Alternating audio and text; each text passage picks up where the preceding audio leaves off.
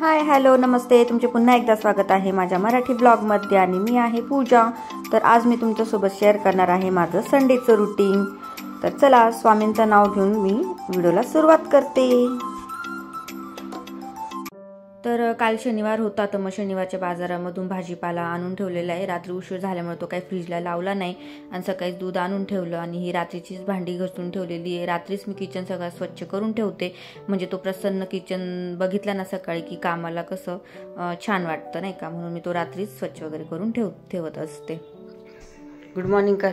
Good morning. मी दूध काढते। नको तू नको काढू, मी काढेल दूध। तू पाडेल। तू एक काम करतो का, काय भांडे लावून देतो का? एवढे हे बघ, हे भांडे लावून देतो का? आज हेल्प कर मम्माची थोडीशी।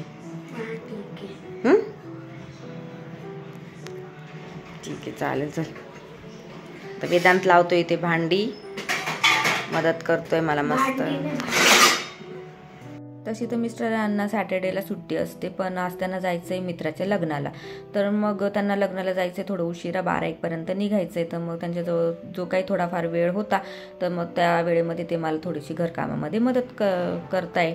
तसं पण ते मला थोडीफार ना घरकामामध्ये छोट्या मोठ्या कामांमध्ये मदत करतच असतात, आवडतं त्यांना आणि हा स्वभाव मला त्यांचा फार आवडतो। त्यानंतर अंथरुणं वगैरे उचलून झाल्यानंतर मग मी तिन्ही रूमचे जाळे वगैरे काढून घेतले। कसे मी हप्त्यामधून एकदा तरी जाळे वगैरे काढत असते, तेवढं स्वच्छ वगैरे दिसतं, प्रसन्न असं वाटतं घरामध्ये। जाळे वगैरे काढून झाल्यानंतर मग पूर्ण घराला झाडू करून घेतला। त्यानंतर घेतलं मग मी केसांना दही लावायला। कसं हप्त्यातून एकदा आपली स्वतःची काळजी घेणं पण गरजेचं असतं, स्वतःकडे लक्ष देणं पण गरजेचंच असतं ना। मग ते स्किनच्या रिलेटेड असो, हेअरच्या रिलेटेड असो, तर हप्त्यातून एकदा ह्या गोष्टींकडे सुद्धा आपण लक्ष दिलं पाहिजे। तर मग होतं घरामध्ये दही चांगलं आंबट वगैरे झालेलं होतं, तर म्हटलं चला असं दहीचंच आपण हे करूया, दही लावून घेऊया केसांना।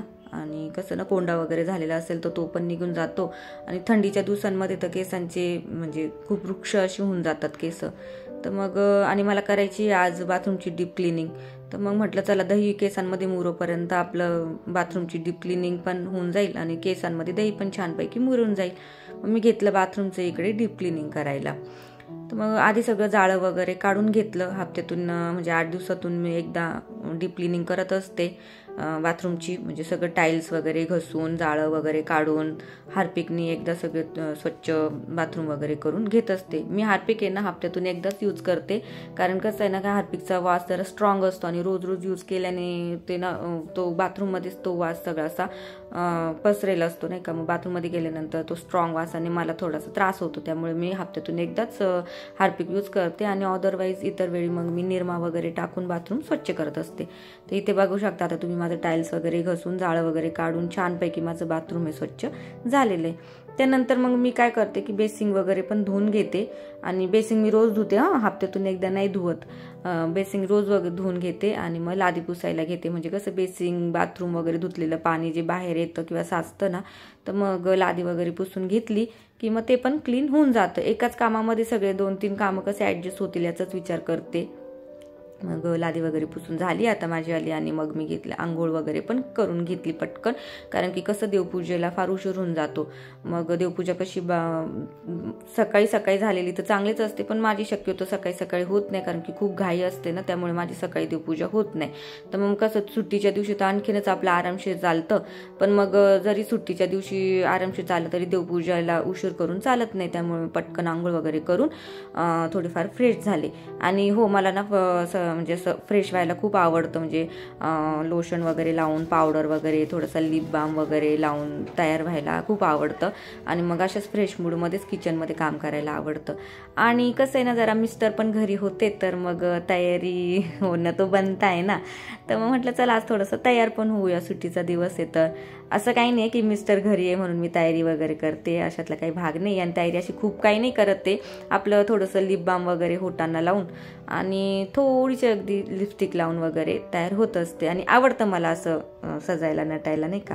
आपण जेवढं फ्रेश राहू ना तर तेवढा आपला मूड पण फ्रेश राहतो आणि आपल्याला कामाला पण तेवढंच फ्रेश वाटतं। त्यामुळे मग मी अशी रोज तर नाही टाइम भेटत ना, रोज कसं धावपळ असते, सकाळचा टिफिन वगैरे यांना वेदांतला 7:30लाच निघायचं असतं, तर मग त्यांचे डबे वगैरे करण्यातच माझा टाइम जातो। त्यामुळे मग मी रोज तर नाही रेडी होत अशी, पण सुट्टी असेल त्या दिवशी अशी छानशी रेडी होऊन मग मी कामाला लागते।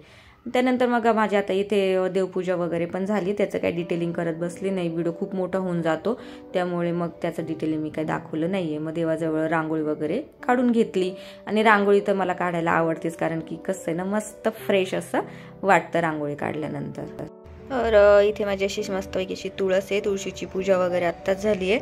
आणि दुसरं म्हणजे बघा फ्रेंड्स की ना, माझ्या एका व्हिडिओमध्ये मी तुम्हाला सांगितलं आहे की ह्या गुलाबाला कुठला कलर, कोणत्या कलरचा गुलाब येणार आहे हे मला माहिती नाही आहे, पण असं काहीच गुलाबाला नीट बघितल्यानंतर आहे ना, छानशी त्याला अगदी बारीकशी अशी कळी आलेली आहे. दिसते की नाही मे बी तुम्हाला माहीत नाही मला, ही इथे दिसते ना, तर ही बारीकशी अशी कळी आलेली आहे. तर मी खूप एक्सायटेड आहे की बघूया आता कोणत्या कलरचं गुलाब येणार आहे माझ्या गुलाबाला. आता माझी देवपूजा पण झालेली आहे आणि मी आता लागते नाश्त्याच्या तयारीला. ऑलमोस्ट 9:30 वगैरे होत आलेली आहे. 9:30 पर्यंत माझी एवढी सगळी कामं आवरलेली आहेत. आणि आज आहोंची डिमांड आहे की पोहे खायचे त्यांना, आणि वेदांतला पण पोहेच खाण्याची इच्छा आहे. तर मग म्हटलं चला आता मी पोहेच करायला घेते नाश्त्याला. आणि तुम्ही इथपर्यंत जर माझा ब्लॉग कंटिन्यू बघत आला असाल तर त्यासाठी तुमचं मनापासून धन्यवाद. ब्लॉग कंटिन्यू करा. तर इथे मी घेतली आता पोह्यांची तयारी करायला. पोह्यांमध्ये मी लसूण टाकत असते. तुम्ही म्हणाल लसूण का सोलते, तर मला आवडतो लसूण, आणि आहोंना पण लसूण आवडतो पोह्यांमध्ये. तर म्हटलं चला आता घेतली मी तयारी करायला. पोहे वगैरे करून घेते छानपैकी, आहोंना नाश्ता वगैरे देऊन देते, म्हणजे कसं त्यांना पण लग्नाला जायला मोकळं नाही का. तर इथे आता छानशी अशी फोडणी दिली आहे. तेलामध्येच कोथिंबीर टाकते. तुम्ही पण ट्राय करून बघा, खूप छान स्वाद येतो तेलामध्येच कोथिंबीर जेव्हा आपण टाकतो तेव्हा.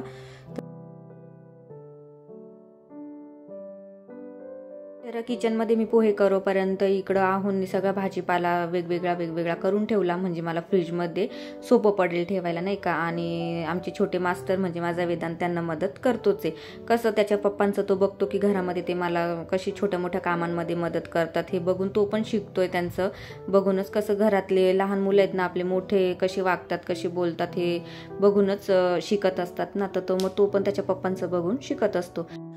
मग चला आमचा नाश्ता वगैरे करून झाला आहे. आता नाश्त्याची भांडी वगैरे घसून घेते, सकाळची चहा पाण्याची भांडी वगैरे घसून घेते. आणि ते घसून घेतल्यानंतर थोडा वेळ बसते आणि मग लागते मी दुपारच्या स्वयंपाकाच्या तयारीला. मग दुपारचा स्वयंपाक करायचा असतो ना, तर त्याच्या आधी मग ही भांडी वगैरे घसून घेते. किचन एकदा परत स्वच्छ करून घेते, म्हणजे कसं की स्वयंपाक करायला जरा फ्रेश वाटतं नाही का. जास्त पसारा वगैरे असला ना तर मग तो नको वाटतो किचनवरती. मग आहोत लग्नाला गेले, त्यामुळे मग मी शॉर्टकट मारला आपला खिचडी मसाले भात. वेदांतला पण खूप आवडतो, तर म्हणतं चल आता मसाले भात करून घेऊया दोघांपुरताच. आणि माझ्याकडं ना छोटं कुकर नाही आहे, तर हे मोठंच कुकर आहे. मी मेस चालवायचे ना, तर त्या टायमिंगला हे कुकर घेतलं होतं, तर मग तेच कुकर मी आता पुढे चालवते. छोटं कुकर बघू आता कधी घेणं होतंय तेव्हा घेऊया. आणि मसाले भातच नुसता म्हटलं नको, आज काहीतरी रविवार आहे तर काहीतरी गोड वगैरे पण होऊन जाऊ द्या ना. आणि वेदांतला पण खिरीचा प्रकार खायचा होता, कुठेतरी एक खीर बनव म्हणे, तर म्हटलं चला आज मखाण्याचीच खीर बनवूया.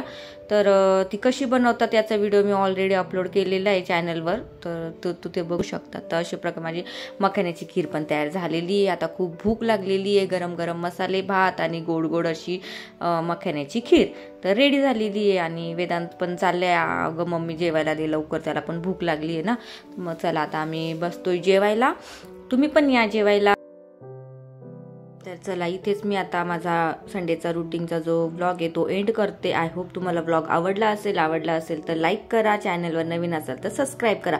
आणि प्लीज मैत्रिणींनो कमेंट्स करायला विसरू नका. तुमच्या कमेंट्स मला खूप होप्स देतात नेक्स्ट व्हिडिओ बनवण्यासाठी किंवा नेक्स्ट ब्लॉग बनवण्यासाठी. तर प्लीज कमेंट्स करून सांगा की तुम्हाला माझी व्हिडिओ आवडताय की नाही, माझा ब्लॉग आवडताय की नाही, आणि अजून तुम्हाला माझ्या डेली रुटीनमध्ये काय बघायला आवडेल तेही मला कमेंट्स करून नक्की सांगा. तर चला भेटूया नेक्स्ट ब्लॉगमध्ये, तोपर्यंत बाय.